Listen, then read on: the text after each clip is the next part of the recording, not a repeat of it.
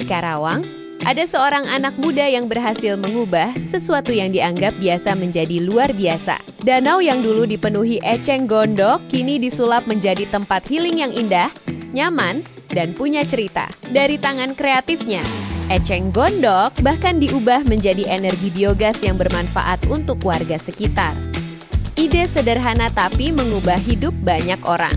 Dialah sosok inovator muda Karawang yang membuktikan bahwa perubahan besar dimulai dari keberanian mengambil langkah pertama. Kita akan kupas inspirasi dan perjalanannya hari ini hanya di Binet Talk. Yuk kenalan lebih dekat dengan Kang Dani Ubed, founder Danau Cinta.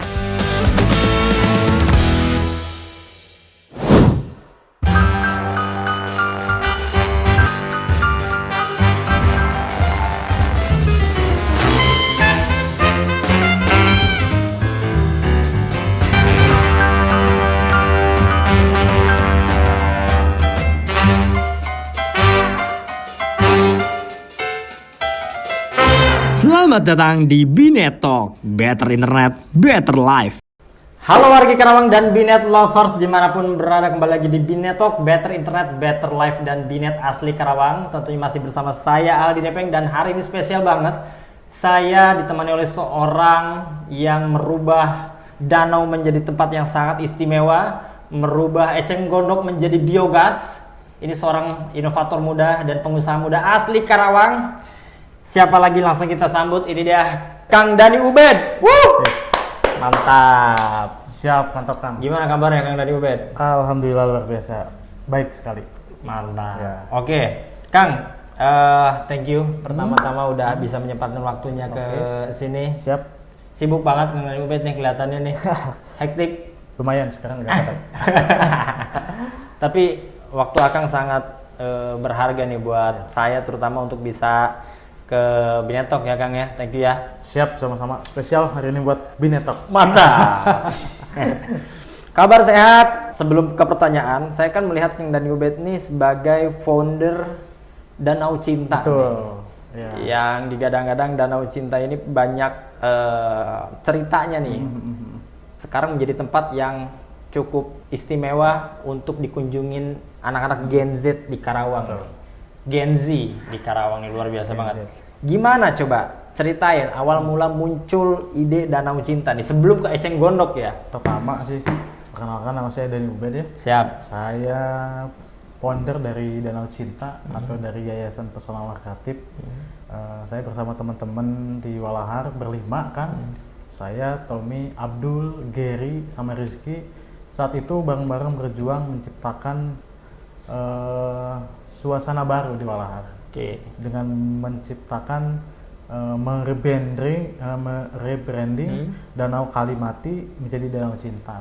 Wow. Disitulah mulai pertama kali saya sama teman-teman bergerak untuk bisa menjadikan lokasi Walahar ini menjadi salah satu tempat tujuan untuk orang-orang datang kayak gitu kan. Mantap. Itu Danau Cinta ya? Betul. Di mana sih lokasinya Kang Danau Cinta ini? Nah, kalau lokasinya itu nggak jauh. Kalau dibilang di pinggiran kota nggak juga sih Kang ya. Ya bisa dibilang di tengah-tengah kota lah, tepatnya di Walahar. Oke. Kecamatannya Kelari, Kabupaten Karawang. Jadi kalau misalnya mau dari kota Karawang ke Walahar itu kurang lebih sekitar 20 menit. Sekitar 20 menit ya? Kalau dari luar kota cukup lewat Karawang Timur. Keluar Karawang Timur, belok kanan, ambil arah Kelari, masuk ke area Walahar, itu nggak jauh, di situ ada. Mantap. Seperti itu. Harusnya orang Karawang sudah tahu ya kalau Walahar di mana, udah pasti tahu lah. Iya. Walahar tempat legend, tempat wisata Betul. zaman dulu. Sekarang juga udah mulai rame lagi nih. Walaupun kan dulu kan sebenarnya sempat sepi ya Kang ya. Betul. Karena ada mall di daerah Karawang Kota ini ya dan lain-lain. Gitu ya. Sekarang keren lagi nih Walahar nih menjadi tempat yang asik, sebetulnya memang yang menjadi unggulan Karawang untuk dijadikan tempat wisata gitu ya. Dan di situ terdapat Danau Cinta. Wah, menarik banget nih. Itu kan berarti kan dari maksudnya dari keresahan 5 orang tadi ya. Berarti Akang salah satunya ya di antara 5 orang itu untuk membangun Danau Cinta. Yang tadinya Danau Kalimati nih. Keresahan Akang sendiri nih. Kenapa selain pengen merubah, itu ada nggak sih kayak keresahan dari kayaknya UMKM di Desa Walahar itu ekonominya harus dibangun nih. keresahan apa gitu? Apakah dari sisi ekonomi atau bahkan kayaknya pemudanya harus diaktifin nih membantu UMKM atau seperti apa, Kang? Jadi awal mulanya sih berawal dari dimana karena Karawang ini adalah Karawang zona industri ya, yang dimana tingkat kepenatannya itu sangat tinggi, sedangkan ruang hijau terbukanya untuk kita merelaksasikan pikiran-pikiran yang lelah untuk kita beristirahat itu nggak ada. Pertama terinspirasinya dari situ. Kenapa sih di Karawang ini nggak ada tempat zona hijau ya, area hijau yang bisa kita buat ngadem gitu kan, buat ngopi kayak gitu. Pertama itu. Terus keduanya, kenapa sih orang-orang harus selalu ke mall ya, tidak ke desa-desa aja yang punya tempat yang bagus ya seperti itu. Dan ketiganya ini berawal dari kisah hidup saya kan, zaman sekolah SMP. Zaman sekolah SMP. Zaman sekolah SMP itu dari 30-an lah, 30-an siswa itu ada studi banding ya, atau outing class seperti itu ke daerah Linggarjati, Kuningan kalau nggak salah ya. Kuningan. Dari 30 itu 29 yang ikut. 29 yang ikut. Satu orang cuman ada satu orang yang ikut. Itu saya. Karena memang tidak ada biaya seperti itu untuk kita bayar untuk outing kelasnya seperti itu. Tapi di situ mulai lahir pikiran saya, kenapa sih orang-orang teh harusnya ke luar kota lah gitu ya, untuk ini kita kan nggak bisa mukul rata semua orang tua itu punya ya, orang tua itu mampu untuk bayar outing kelasnya. Ada beberapa memang yang tidak mampu, contohnya seperti saya kayak gitu, walaupun memang nilainya cuma ratusan ribu lah ya. Nah saya berpikir di Walar kan ada bendungan yang nilai sejarahnya sangat kuat. Ini kalau dipublikasikan, terus ditata dengan baik, dikelola dengan cantik, ini akan menimbulkan pertumbuhan ekonomi di masyarakat sekitar kan. Ekonominya akan terbantu gitu kan, UMKM-nya akan berjalan. Nah saya berawalnya dari situ. Saya berharap saat itu cita-cita, saya yakin nih Walar di kemudian tahun, di masa depan yang akan datang, Walar akan jadi tempat eduwisata. Salah satunya meninjau tentang sejarah Bendungan Walahar. Luar biasa, Seperti karena memang itu. Kaya dengan sejarah Walahar itu ya, Kang ya. Banyak sekali yang memang bisa kita ambil untuk kita kembangkan di Walahar itu. Tidak hanya selalu industri, tapi ada potensi sumber daya alam dan heritage yang bersejarah, yaitu Bendungan Walahar yang kita bisa angkat permukaan seperti itu. Nah disitulah lahir bagaimana caranya saya seperti itu, dan qadarullah ya, di 2019 itu saya mulai pertama kali tuh ngepost Kang, ngepost tentang hari jadi Bendungan Walahar yang ke-90 berapa lah ya. Saya posting ya di grup Facebook viral, ternyata ada yang menjamukan saya ke salah satu orang BUMN. Betul, yang bidangnya di CSR atau TJSL. Itu namanya Mas Topik, masih ingat? Mas Topik. Mbak Hermawati yang menyampaikan saya ke Mas Topik. Mas Topik kontak saya, lalu kita bertemu untuk program CSR Pertamina Pulau Terminal Cikampek. Wow, CSR dari Pertamina ya. Betul. CSR dari Pertamina. Kemudian? Nah kemudian itu beberapa tahun ya, karena saya sempat juga hijrah Kang, merantau ceritanya. Karena bosen nih jadi orang lembur wae gitu ya. Di Walahar terus ketemunya gitu-gitu terus ya. Saya mencoba memberanikan diri 2016 kalau nggak salah, 2016 saya merantau Kang. Kemana itu Kang? Orang lain merantau sama ya, luar provinsi, luar pulau. Saya merantaunya dari desa ke kota.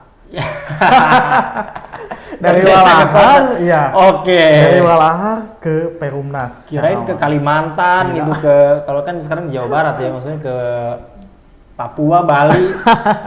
Dan di situ saya ngerasain ngerantau tuh kayak gimana. Desa ke kota nih. Dari desa ke kota, bedanya itu doang. Nah di situ ngerantau, dan orang yang pertama kali saya temukan itu adalah namanya Pak Rafiuddin Firdaus. Nah, saya di situ belajar, terus mengabdikan diri saya di sebuah lembaga yang namanya Karawang Peduli Foundation saat itu ya, 2016. Saya masih ingat nih teman-teman saya yang di Karawang Peduli saat itu yang jadi staff, ada Bu Rahma saat itu ya. Wah mantap. Ada Bu harus nonton, ntar di share Kang. Boleh nanti aku share. Harus ya. Ada Bang Dapi, Ali, Agus saat itu. Ya, ya. Saat itu ya itu. By the saya way kan belajar. sorry di Karawang Peduli itu saya sempat diundang udah sekitar 2-3 kali untuk jadi performers kan. Oh gitu. Kan waktu ada misal kayak program ke mana ya dulu Cilamaya Selama ya betul. ke santunan anak yatim Betul, dan lain-lain itu saya diundang buat menghibur mereka kan. Saya perform sulap waktu itu. Berapa tuh? 2000 sekitar 18 atau 19. Saya masih aktif 2018. Kayaknya ada deh Kang dari Kayaknya kita nih. pernah ketemu deh, cuman belum Iya. belum kenal Iya, ya. belum kenal kayaknya. Saya waktu itu diundang sama Teh Intan Nur Cahyanti. Oh, Teh Intan ya, tahu Iya. tuh. Intan tuh relawan kita. Nah, Betul. beliau yang rekomendasiin saya akhirnya Luar biasa diundang lah gitu. Oke Kang, balik lagi. Karawang Peduli tuh ya di 2016. 2016. Di situ saya pertama kali ketemu sama orang yang namanya Pak Rafidin Firdaus. Saya belajar banyak di situ. Itulah orang yang pertama kali saya anggap sebagai orang tua saya di luar. Orang tua. Oke. Nah di situ saya banyak belajar tentang yang namanya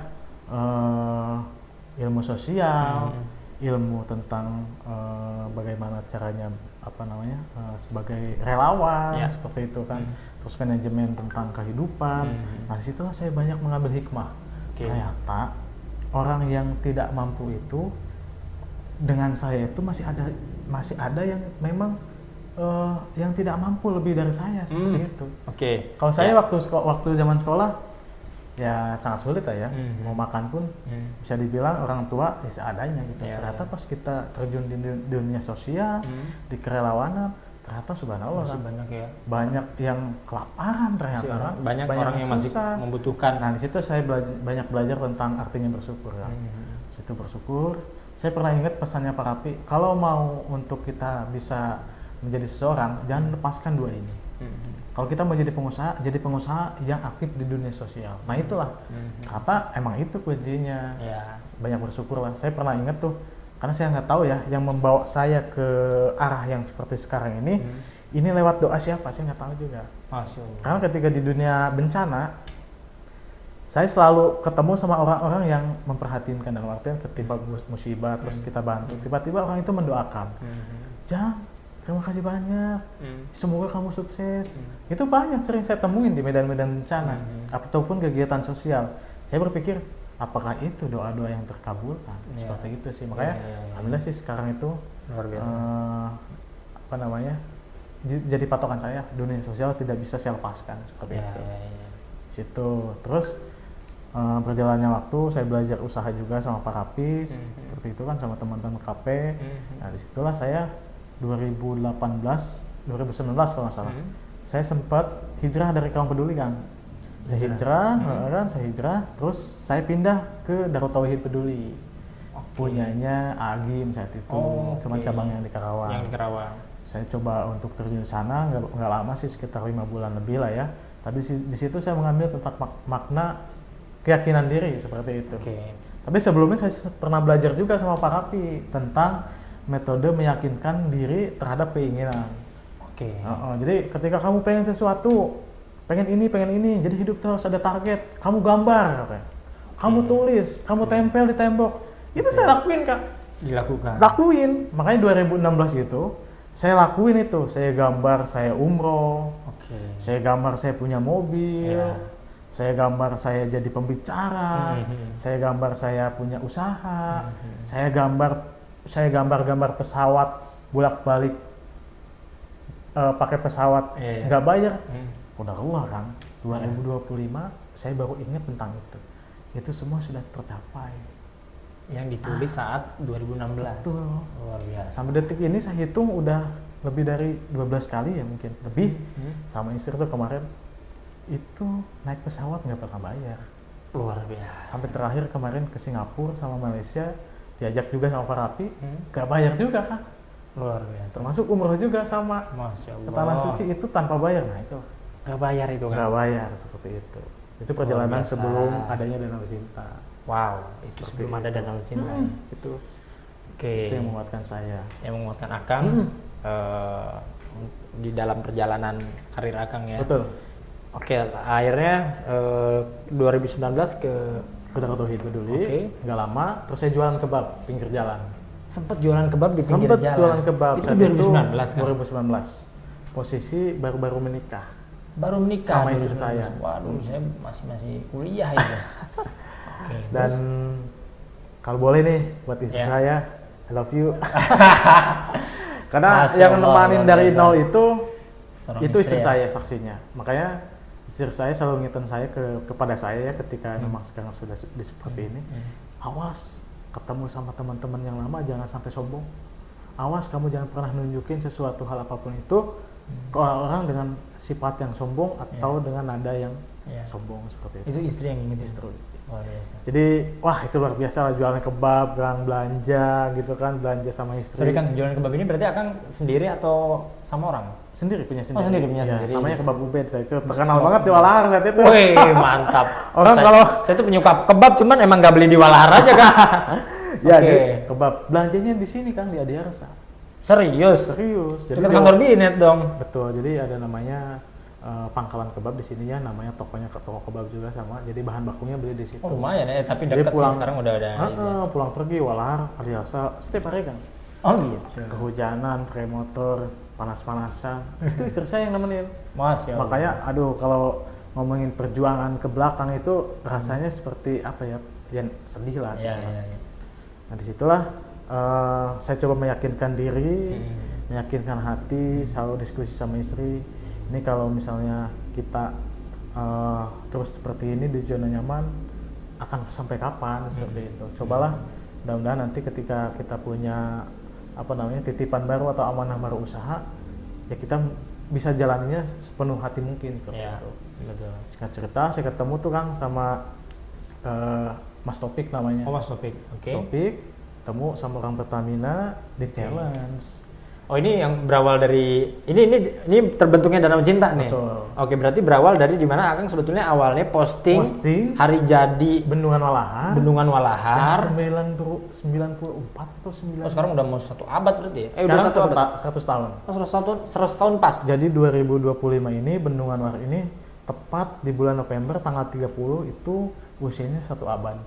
Pas 100 tahun. 100 tahun. Wow, mantap. Masih Sekarang itu syuting di 13 November. Iya, ntar lagi kita masuk ke miladnya hari jadi Bendungan Walahar. Wah, luar biasa. Seperti itu. Oke, ntar saya mau ulik di hari jadi ya. Betul. Tapi maksudnya sebelumnya Akang membentuk Danau Cinta nih, akan cikal bakalnya ya. Iya. Posting Bendungan Walahar, Hah? ya kan ulang tahun yang Betul. berarti kurang lebih 5 tahun yang lalu ya. 5 tahun yang lalu. Terus ada yang ngontek nih. Betul. Oke. Nyambungkan namanya Daher Mawati. Teh Hermawati, oke. Dari Pertamina ya. Dari luar Oh, sorry. dari luar Pertamina. Oke. Cuman temennya di Pertamina. Oke. Dan Mas Taufik ini lagi nyari kandidat lokal hero yang bisa dikerjasamakan. Luar biasa. Ternyata lewat Erma Oke, awalnya oke. disambungkanlah dengan Mas Taufik. Mas Taufik ketemulah dengan saya. Saat itu dikasih untuk challenge tantangan buat bikin program di Walahar.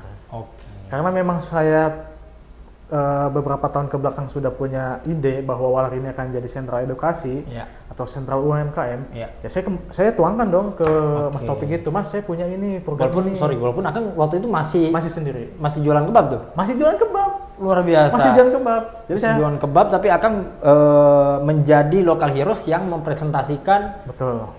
edukasi terkait Walahar Betul. ya. Ke orang Pertamina itu ya, ke Mas Mantap. Taufik itu. Keren. Saya ceritakan nih, Mas, saya punya ide gini. Dan akhirnya mereka merespon dengan baik kan. Semua dengan baik. Sok apa yang bisa ini dituangkan dalam proposal? Oh, perjalanan panjang banget ya saat itu ya.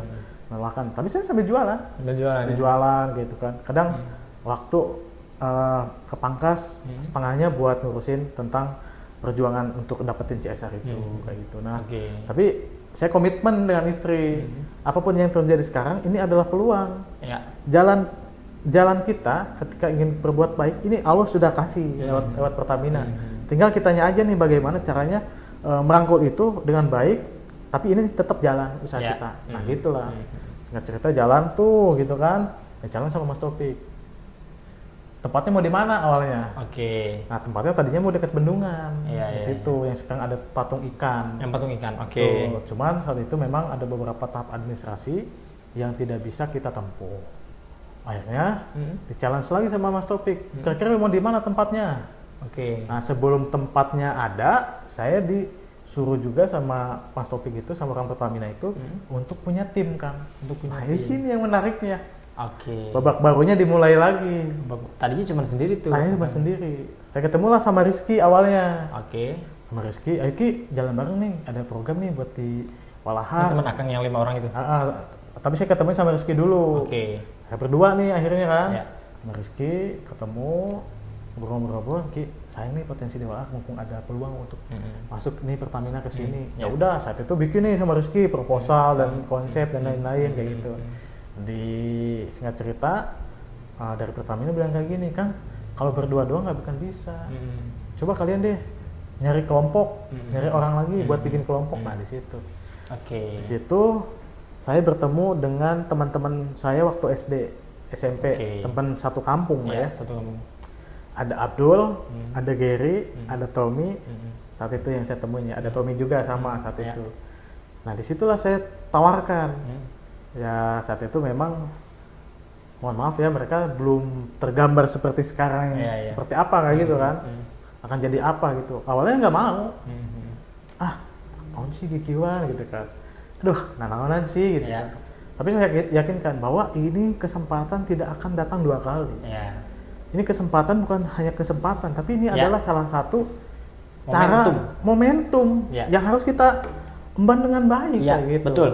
Nah, saya terus yakinkan mereka ya sebulan 2 bulan wajar lah ya, Ya. nggak mau gitu. Akhirnya di titik dimana ada ucapan selamat dari Pertamina bahwa Walahar adalah salah satu tempat yang menjadi pilot project 5 tahun program TJSL Pertamina Pulau Terminal Cikampek. Mantap. Di situ. Luar biasa. Oke, dan sehingga Dan sehingga Danau Cinta inilah yang Danau Cinta menjadi inilah. pilot projectnya. Tapi tempatnya ini yang awalnya kita pilih itu memang luar biasa, sangat kumuh ya saat itu, tidak seperti Si Danau Cinta ini ya. awalnya. Sebenarnya bukan danau cintanya, sorry. tempatnya. Oke, ini maksudnya di Danau Kalimatinya itu Betul, ya kondisinya ya. Betul. Yang katanya dulu angker kan. Betul. Jadi Itu benar kan? ya orang-orang kan kadang berpersepsinya kayak gini, jangan ke Danau Kalimati. Bisa sambat ya gitu ya. Kayak pulang gering. Bisa sambat gitu. ya? Nanti pulang sakit katanya gitu kan. Nah, itulah stigma itu yang menjadi tantangan buat kita, bagaimana caranya stigma-stigma negatif yang ada di Walahar tentang Danau Kalimati kita rubah. Tapi panjang nih itu ceritanya, nanti aku bedah. Oke. Nah, terus ketemulah sama teman-teman sepakat ada tempat Kang yang potensial ternyata. Tempat yang potensial. Di situ dulunya namanya Rumah Makan Jati Anom. Oke, dulunya ya rumah makan Jati Cuman Anom. selama kurang lebih 5 tahun lebih itu terbengkalai. Terbengkalai, bahkan ilalang-ilalang pun menutup pandangan kita ke danau. Jadi orang-orang tuh nggak tahu kalau di situ ada danau. Ada danau ya. Betul. Saking numpuknya ya. Betul, terus tambah eceng gondok banyak banget kayak gitu kan. Nah disitulah tempat itu mulai kita sama tim Pertamina, sama tim yayasan mulai untuk dirapikan, terus gitu sampailah bersih kayak gitu kan. Singkat cerita mulai pembangunan, saat itu mulai kelihatan tuh danaunya. Gitu 2020 saat itu 2020 ya. Nah, Ini yang jadi yang Danau Cinta ini kan? Iya, betul. Oh, oke. Jadi Danau Cinta sekarang. Namanya dulunya Danau Kalimati. Oke. Tuh. Terus 2021 pembangunan lagi, 2022 pembangunan, nah di 2022 ini nih mulai kelihatan pembangunan dari CSR ya, dari Pertamina itu. Kita semakin semangat Mas. Kita semakin semangat bahwa jangan sampai kita sudah melangkah ratusan kaki mau ke titik 1000 kita malah mundur. Walaupun memang dalam kelompok yang namanya semuanya laki-laki ya, egonya tinggi semua, walaupun rambut sama hitam, tapi pikiran dan visi itu beda gitu kan.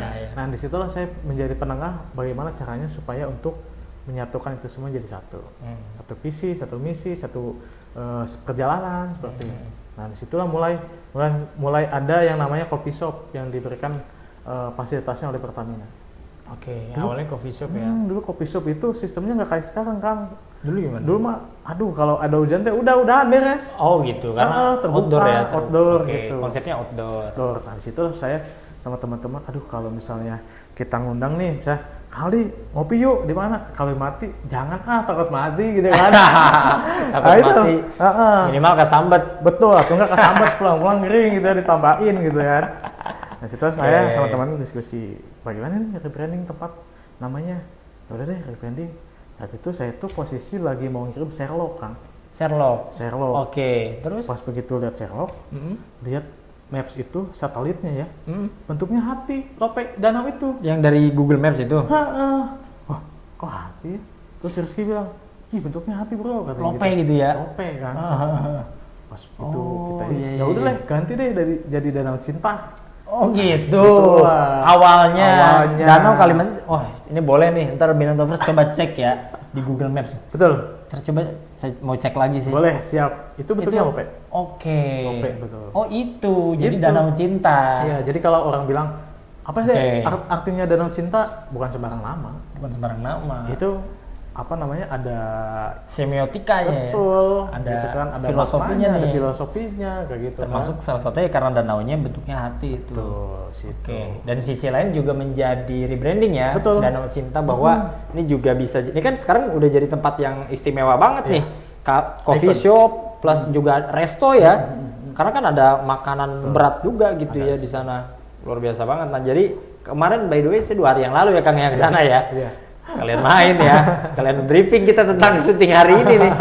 Mantap, jadi luar biasa banget karena jadinya apa ya, Cinta jadi memaknai bahwa bisa berpotensi untuk keluarga datang ke sana ya kan, untuk menjalin silaturahmi yang lebih hangat lagi. Mungkin bisa jadi orang yang main ke situ, cewek sama cowok jadi cinlok, ya kan, itu romantis banget sih tempatnya gitu. Jadi keren. Maknanya sih mendalam sih ya. Cinta itu kan banyak arti. Kan 2022 itu tempat kita belum seperti sekarang kan. Belum ada saung apung, belum ada dengan UMKM. Seperti itu. Tapi kita sudah mulai rebranding jadi Danau Cinta. Sehingga visi kedepannya mudah-mudahan tempat ini menjadi salah satu tempat yang membawa kehangatan. Nice, mantap. Membawa kebermanfaatan. Ya. Yang mengundang cinta sehingga orang tuh balik lagi inget terus kayak gitu. Mantap. 2023 mulai 2023 awal kita di challenge sama Pertamina, challenge lagi kan program Challenge-nya? karena kan 2022 itu kita buka coffee shop yang ada belum punya profit, nombok terus kayak gitu kan. Saya teman-teman nih sama Tommy saya itu, nih gimana ya supaya kita punya duit buat sebulan lah gitu masing-masing buat beli rokok aman gitu kan, buat ngopi. Tapi kan potensi kita di sini ya apa namanya bagus, cuman masih seperti ini, kira-kira gimana ya gitu kan. Saya berpikir bahwa ini ada solusi nih buat bisa dikembangkan. Nah saya sama Tommy berdiskusi, ya udah kita bikin saung apung aja. Saung apung. Oh ini belum ada saung apung ya? Ada saung apung, jadi saung apung itu 2023. Jadi by the way saung apung itu adalah saung yang ada di danaunya ya Kang ya? Betul, yang ada di danau. Yang tadinya mungkin cuma di pinggir, ya kan? Yang di daratannya ya, di pinggir, di sisi danau gitu ya. Ini saung apung ini yang di atas danau. Betul, sekarang yang di danau. Nice, itu luar biasa sih, harus ke sana wajib. 2023 itu.